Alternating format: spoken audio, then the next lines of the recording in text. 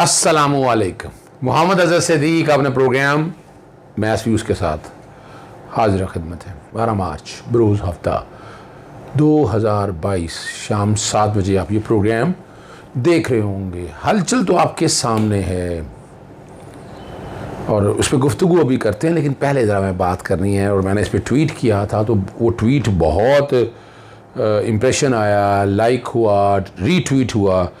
तकरीबन 3 साल हो गए मगर फ़र्द जुर्म आयद ना हो सकी। निज़ाम इंसाफ पर सवालिया निशान। हुकूमत के ख़िलाफ़ तहरीक अदम जमात ला रहे हैं। इस्लामाबाद मसरूफ़ हूँ, मंशियात केस की समाअत मुलतवी करें की जाए। राना सनाउल्लाह की दरख्वास्त। राना सनाउल्लाह के ख़िलाफ़ समाअत 2 अप्रैल तक मुलतवी। वो जाना भी था तो फ़र्द जुर्म तो आयद हो सकती थी। सिर्फ इस बुनियाद के ऊपर तो निज़ाम इंसाफ पर सवाल इसीलिए उठाया है। हाज़री से इस्तिस्ना की दरख्वास्त मंजूर कर ली, यानी मौजूद नहीं थे, वरना फ़र्द जुर्म आयद हो जानी थी। राना सनाउल्लाह मेंबर कौमी असम्बली में तहरीक अदम एतमाद की वजह से इस्लामाबाद में मसरूफ़ हैं। वो बताना तो चाहिए था, क्या ना असम्बली का इजलास था, क्या यानी वो जोड़ थोड़ कर रहे थे, वो रिश्वत कर रहे थे, वोट ख़रीद फ़रोख्त कर रहे थे। ये यहाँ जो हमारे प्रोसिक्यूटर साहब थे उनको ये सवाल तो करना चाहिए था ना। और जो बरियत की दरख्वास्त दी है उस पर आइंदा समाअत पर वकला को बहस के लिए तलब कर लिया है। और इतने अरसे से 2 या 3 साल जितना भी है फ़र्द जुर्म तो आयद हो नहीं सकी। और बरियत की दरख्वास्तों पर बहस करे फिर फ़र्द जुर्म आयद करता हूँ। 15 किलो मनशियात बरामद होने का मुकदमा दर्ज है। राना सनाउल्लाह के बारे में पहले भी बता चुका हूँ और इनके जिन जिन लोगों से ताल्लुकात हैं, CTD को जिस तरह चलाते रहे और जो कदम तंजीमों के साथ जो ताल्लुकात हैं वो मुझे बताने की ज़रूरत नहीं, आप सब लोगों को पता होना चाहिए। ये तो मैं जानता हूँ CTD के हवाले से या बाकी मामलात को। अगर मुझे मेरे सामने की बातें हैं, वो जो उन दिनों वज़ीर कानून जो ठहरे थे और हर महकमे को जिस तरह ये चला रहे थे, और स्क्वाड नहीं था इनसे, स्क्वाड का बड़ा शौक़ था इनको, इनके पास होना चाहिए स्क्वाड। अब वो स्क्वाड किस लिए रखा था वो भी ज़रा समझ जाइएगा। जिस दिन ये मनशियात बरामद हुई उस दिन भी स्क्वाड था इनके साथ। और जिस तरह ये कानून के साथ खिलवाड़ खेला जा रहा है ये अब ख़त्म होना चाहिए। फ़र्द जुर्म आयद हो और मुकदमा का ट्रायल आगे चले। पता नहीं चलाना चाहते या नहीं चलाना चाहते, ये आप लोगों के सामने मैंने हालात और वाक़यात रख दी हैं। साथ ही सियालकोट में श्रीलंकन जो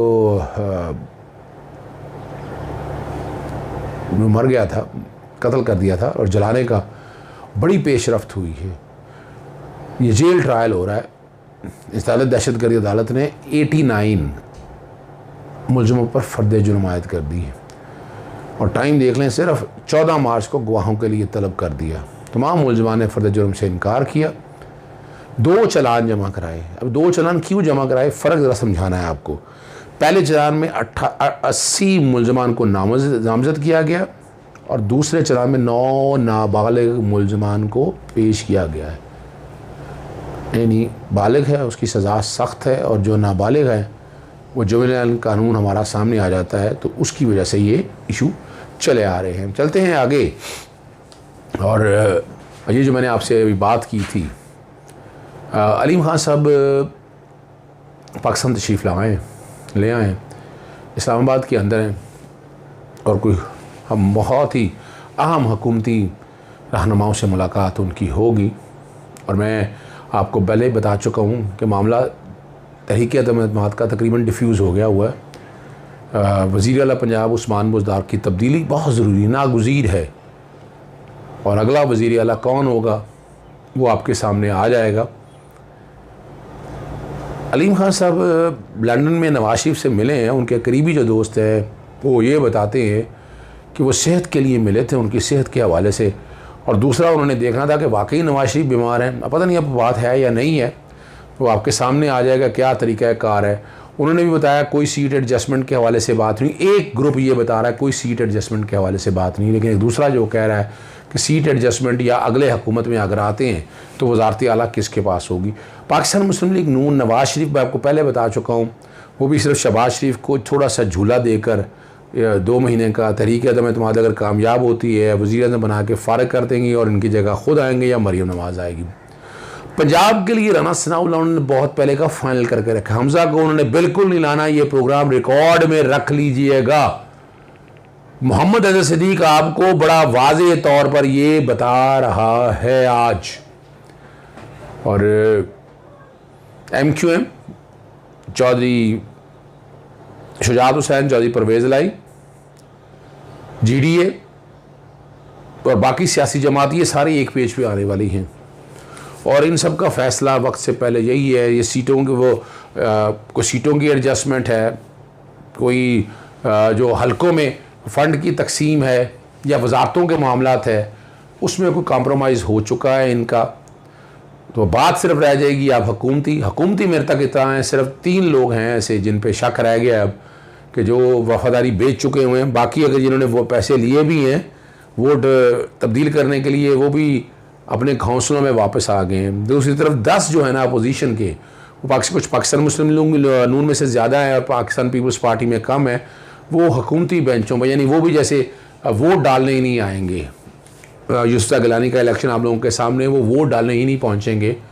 तो जो तादाद 162 थी या उसके करीब 150 और 150 या 62 के करीब, इसके अंदर ही अंदर इनके पास वोट शायद हों और यूं तहरीक अदम एतमाद नाकाम हो जाएगी। अब नाकामी को देखते हुए फ़ैसला क्या किया अपोजिशन लीडर्स ने, इन्होंने और स्पीकर असम्बली की ना वज़रा और हुकूमती अरकान से मुलाकातें हैं और अपोजिशन ने स्पीकर असद कैसर की गैर जानेदारी पर सवाल उठा दिए। और उनका एक बड़ा फ़ैसला ये है कि तहरीक अदम एतमाद स्पीकर के ख़िलाफ़ भी लाने का मंसूबा आ गया और इस पर अपोजिशन अरकान से दस्तखत करवा लिए गए। तकरीबन 100 के ज़ायद अपोजिशन अरकान ने दस्तखत किए हैं और ये किसी वक्त भी तहरीक जमा करवाई जा सकती है।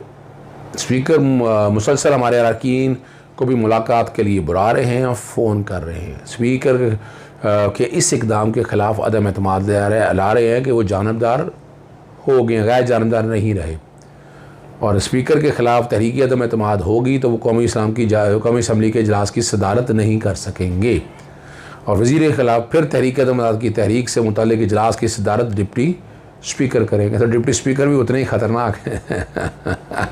यानी ये सिर्फ कहना कि बैठ के स्पीकर के ख़िलाफ़ गालिब दिल के बहलाने को ख्याल अच्छा है, यानी ये आप लोगों को, हम लोगों को अंगेज करने के हवाले से, लेकिन लग रहा है कि ये कार्ड भी मिस हो गया है।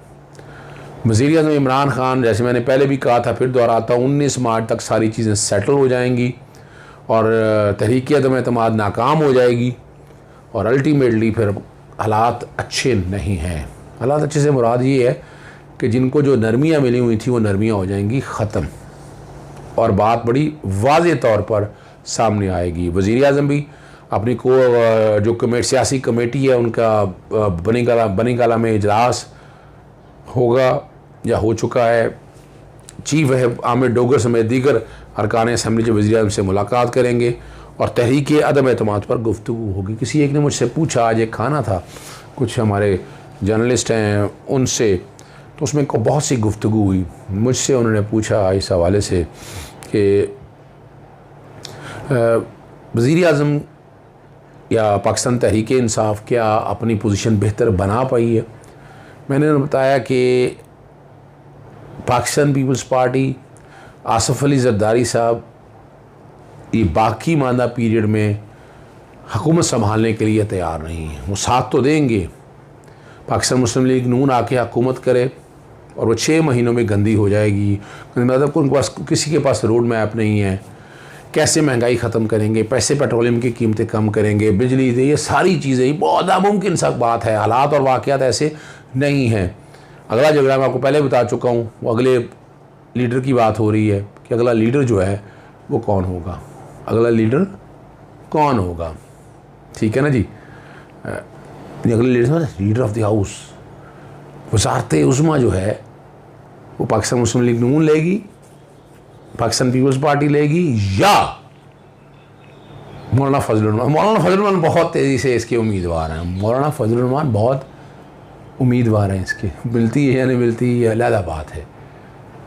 और हालात जो हैं वो बेहतरी की तरफ जाने वाले हैं। मैंने आपको पहले भी बताया था तो मौलाना फजलुर रहमान अपने जत्थे इकट्ठे कर रहे हैं।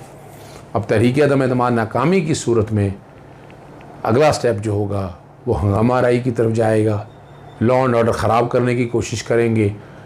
नहीं, अपनी हार तो नहीं मानेंगे। अब ये याद वक्त से पहले आपको आगाही कर रहा हूँ। तो इसका हुकूमत को पहले ही प्लान बना कर रखना है।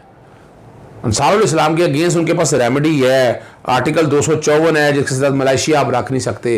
इलेक्शन एक्ट के रेलेवेंट रूल्स हैं कि ये इलेक्शन कमीशन को भी इस पर खुद अपने तक एक्शन लेता है। इलेक्शन कमीशन एक्शन लेता है या नहीं लेता, ये फैसला अब इलेक्शन कमीशन ने करना है। इजाज़त चाहूँगा। अस्सलाम वालेकुम, अल्लाह हाफ़िज़, पाकिस्तान जिंदाबाद।